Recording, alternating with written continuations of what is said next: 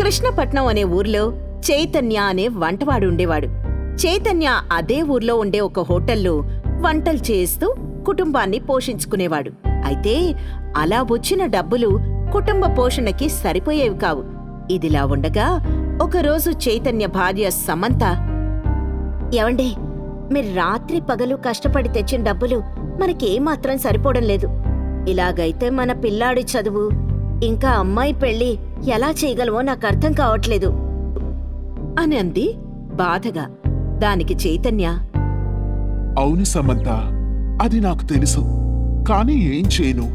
జీతం పెంచమని మా యజమాన్ని చాలాసార్లు అడిగాను.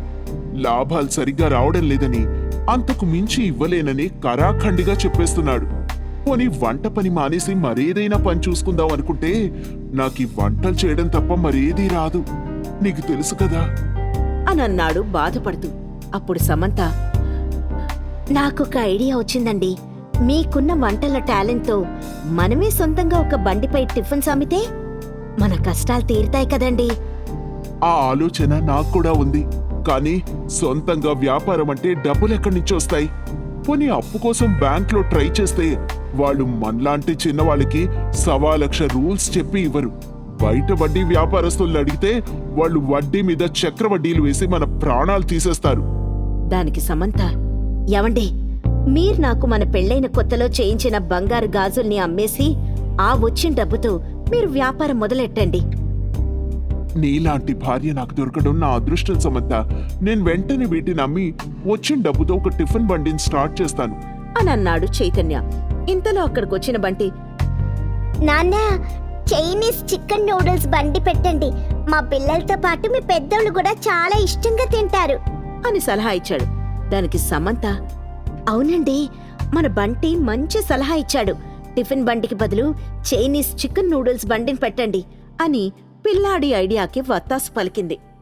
భార్య ఇచ్చిన బంగారు గాజులు నమ్మి జనాలు ఎక్కువగా తిరిగే రద్దీ సెంటర్లో ఒక చైనీస్ చికెన్ నూడిల్స్ బండిని పెట్టాడు చైతన్య.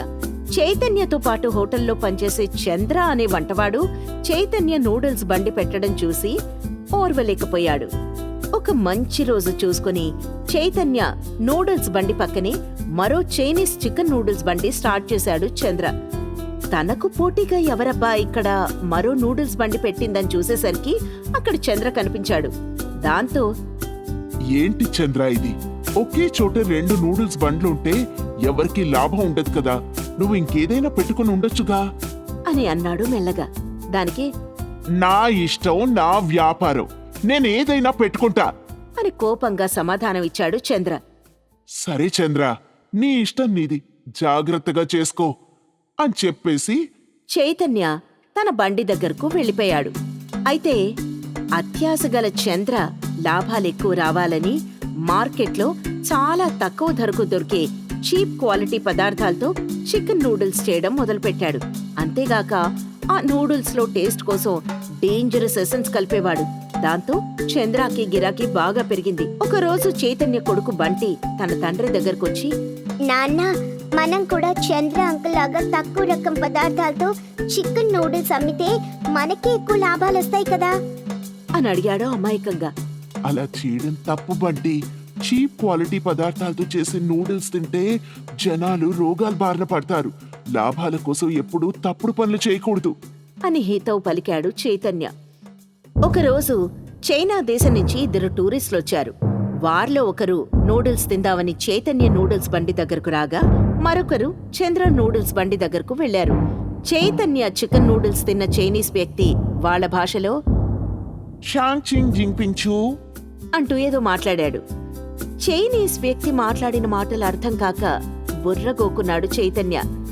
అప్పుడా చైనా పర్యాటకుడికి చైతన్య పడే అవస్థ అర్థమయ్యి తన జేబులో నుంచి ఒక ట్రాన్స్లేటర్ డివైస్ ని తీసి అందులో హాయ్, నీ చికెన్ నూడిల్స్ చాలా బాగున్నాయి అని అర్థం వచ్చేలా చెప్పి దానిని చైతన్యకి వినిపించాడు. థ్యాంక్ యూ సార్ అని చెప్పాడు.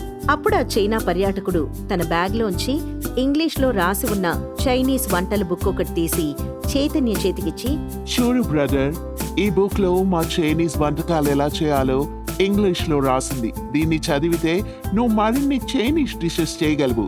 దాంతో నీ బిజినెస్ మరింత డెవలప్ అవుతుంది అని ట్రాన్స్లేటర్ ద్వారా చెప్పి వినిపించాడు.